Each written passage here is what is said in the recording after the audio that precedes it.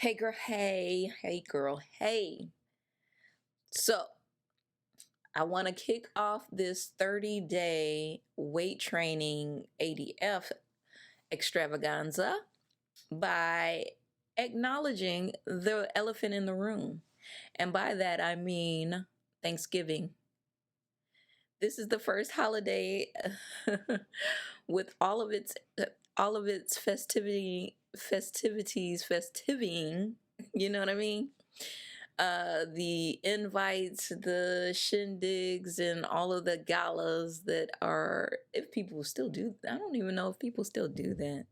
But either way, I understand that this could be a challenge to people, and also the additional stress of it being a season of cold. And when it's cold outside, that can trigger some things as well. Or if it's snowing and you don't want to go outside, right? So, I have a few tips that might help you if you are one of those people that are seasoned vets at ADFing, or, just fasting in general. Drop them in the comments of what you do to distract yourself from eating to no end on a fast day. So mine's my few tips are: dress for the weather, right? Get some cozy socks, get all cozy and on your couch or whatever, and shoot, turn on the Christmas Hallmark movies. This is my jam right here. Like, I have a whole Christmas room. I don't have any friends like that, so it stays up all year round. Nobody's gonna know. Nobody's gonna know. Nobody's going to know except for me and my husband and the few people that end up coming over. Nobody sees this. I don't put it outside all the time, but I have a Christmas room. And during certain times, like Christmas in July or starting November 1st, I go Christmas movie all out. See, when I grew up, as I grew up, we never celebrated any holidays, but Thanksgiving, even though Thanksgiving was a holiday, my mom, my mom would used to go and buy turkey anyway because she was like, it's on sale, right? Wink, wink. And so she would have all of the Thanksgiving sides, wink, wink. You know what I mean? And so my family, my siblings would be in town and everything like that. Because my siblings, the range is tremendous. I think the oldest is like 17 years older than me. I'm not sure, but it's five. It's five, and then it's four of us at the end of it all. So it's nine altogether. Same mom and dad, but either way. So she would always have all that stuff going on. And then my father in love, who just passed away earlier this year, from ALS, he used to have where he would, because he comes from a musical background as well, and he would play the guitar. You could hear him like strumming his bass guitar in the back and maybe humming a song and hitting high notes. The boy be hitting them high notes. He was good at, and his daughter would be singing along if she knew the song or whatever. It was really cool. I have fond memories of holiday events, but they've been relaxed in the last couple years because unfortunately ALS takes a lot. It takes a toll on the body and everything like that. So he hasn't played or anything like that in the last 5 years, leading up to his untimely demise. But in that time, though, he would play these DVDs of like George Clinton and the Funkadelics and stuff like that, and the Stylistics, these concerts on DVD, and they were so amazing. But so I can attribute like a certain sadness with the holidays. But as a great coach, Coach Prime, mentioned before, I seen somewhere, and my husband had reminded me that our bodies are made to move forward, right? Nothing on us is made backwards. Even God tells us to look forward, like you basically. want your mind to always be looking ahead, not back, right? You can't do anything about the past, and doing anything about the past is not going to bring them back either, right? You can keep their memories, of course, keep the memories. The memories of my mother are hilarious. My mom was hilarious. She kept everybody. She was like so funny and so fun, but she'll knock you out though. She will knock you out. Don't play with her. But yeah, so I get that you can try that, like this time of year can harbor those feelings of wanting to eat your feelings, but that's not going to do any good to anybody except for the grocery store's bottom line. So don't do it to yourself, girlfriend. Don't do it to yourself. But back to these tips. So do something amazing, like when you get in those cozy socks and that blanket and on a couch in your nice cozy room watching those Christmas movies. Oh, and don't forget about Christmas Chronicles or Claus on Netflix. Man, those are my favorite now. Those are my new favorites. But anyway, get like romanticize it a little bit, right? Get a nice Christmas mug. Go and get you a nice big one, right? And then put some warm water and lemon, or and put like a little cinnamon stick. Make it fancy, you know what I mean? And just cozy up and just take your mind, be mindful, like really live in the moment right then and there. Like just be present with yourself and the time, and and have like that mind of gratefulness that this is that even that you're even able to do this. A lot of people can't do that, right? So if you're one of the blessed ones that's able to look at the internet and see my face, and or have a place to actually, stay and do those things, be grateful, man. Be grateful, be in it. And to be honest, when you do that, it kind of takes the pressure off of, like, man, am I really hungry? I don't even know if I'm really hungry. You know what I mean? It's a Jedi mind trick. You have to just get into it and be as present as possible in the moments that you are. Now, if you're still struggling with that, set a timer. Set a timer for an hour. I would say 10 minutes, but an hour is better. Set a timer for an hour. And if you're still hungry in an hour, that's one more hour that you got through your fast day than you would have normally got. And just keep doing that until you get through the day if you have to. But like I said, if you can just do the hour and reassess where you feel your hunger is, and if you get to that hour of, like, I can no longer do this, prepare and have some chicken broth, or like some kind of broth on the side, and just make sure that it's no more than 50 calories, because I think 50 calories is where stuff they people say that breaks your fast or whatever. Have that broth on the side and sip slow, baby. Sip it slow. Put it in that mug. Sip it slow, and watch yourself get full. You'll get full. And also, like I said, because for me the bubbly is what keeps me full, but it's not necessarily hot, right? So if you want something to warm your soul, put that broth in there if you get to that point of no return, just so that you don't undo all of your hard work, right? See, we're trying to build up those fasting muscles, not necessarily just go ham and become warlocks, you know? Like, we're not about to be a Jedi on the first try, right? So we're trying to work up those muscles to fast for longer. So do that. So like I said, warm teas, coffees, whatever. Make sure you don't add no sugar or nothing like that to your coffee. No creamers, no none of that, right? But If you're going, like I said, get to that hour, go ahead, get you some broth and sip slow.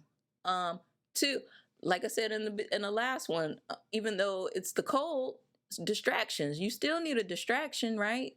So on your fast day, if you're not at work and you're a homemaker or something like that, do you have any like things to clean?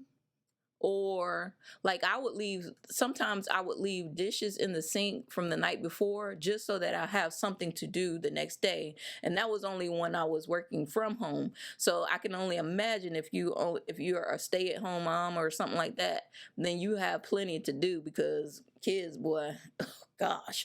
But if you're just if you're just a stay-at-home wife, you can still have stuff to do. Do you have a closet you need to clean out? Do you have clothes that are you're no longer wearing? Sort them through and give them to somebody, or do whatever you need to do to clean that out, right? Or do you have like a junk drawer that you need to reorganize or something like that? Because usually those take time, right? Because you had to sort through them and whatnot. These are things that you could possibly do to occupy your time. Now, if you're in a cold climate where it is snowing, child, if you don't get yourself together and turn into that 80s baby that you are, or because obviously I'm over 40 and most of this is for helping us helping us grown women that's over 40 get back into shape a little bit. But you are 80s baby, go put your snowsuit on and show these kids how to play in the snow. You know what I'm saying? Go build a snowman. Even if it looked like a blob. You're working out, you're getting some calories burned, all that good stuff. Shoot, you might bring some kids out and start a snow fight or something like that. Snowball fight. Don't hit them kids. They know they bad. You wanted to hit that one. Just go throw the ball, throw the snowball. But anyway, yeah, do that. Or shoot, I used to live in Chicago, so if the sidewalk wasn't shoveled and salted, maybe you tracking some snow. That's just like the equivalent of walking on a sandy beach. Do it.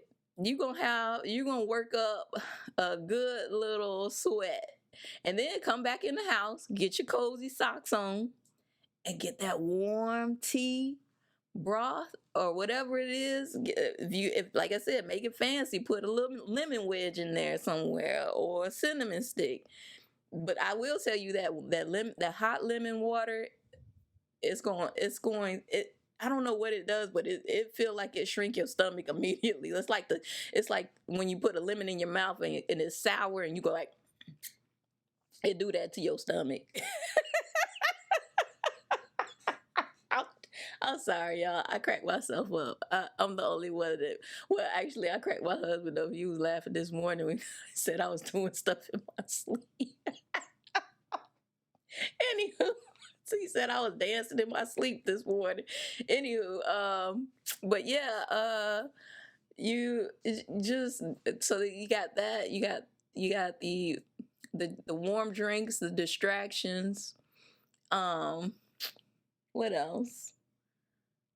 Those are the two main ones that like for cold weather type related uh helpful hints for the cold time. But man, just be mindful of yourself and do what's best for you. Like I said, I'm not a doc. I'm not no doctor or nothing like that. I'm just over here trying to learn my body and do what's best for my body in these troubled times that we are living in, where food is scarce and the food that is available is not that great for you, and you just trying to do the best you can to live somewhat of a decent life and without the many aches and pains that come from chronic illness that is associated with food. Let's just call it spade a spade. And yeah, I mean, these next 30 days are just going to help us on our building blocks to a better us. Now, I was thinking about going live and I thought about it too late, but I see that I'm over 100 subscribers and oh my gosh, thank you guys. I appreciate each and every last one of you. Oh my goodness. And yeah, so if you want to go live with me, if you have any questions that you want to ask me, go ahead and let me know in the comment section and I will do my best to answer them, or we can go live and I'll answer them live, and we'll just have fun getting to know each other and building this community that I really wasn't expecting, but I just wanted to share my journey on my journal because I'm not a writer. Oh, that's another thing that you could do if you are for distractions. You can make a vision board. I have a couple of vision boards, and I will say the vision boards that I've created, or because I'm not a real journaler like that, but I do write something. I should be writing all the time. I'm in communication. But either way, it doesn't matter. It's like a short form of journaling to me. So like just get a poster board, go back into I'm telling you, reach into your 80s bag, baby. Go get one of them poster boards from Walmart and start filling it with like stuff from Vogue and all the stuff, all of the things. Right, like just start cutting pictures out and putting it on the board. You don't have to be like super dramatic with it or anything like that. I'm real basic when it comes to certain stuff, right? Not all the stuff. Obviously, I can be a little bit extra. I understand that, and that is just what it is. I've accepted it. But yeah, I mean,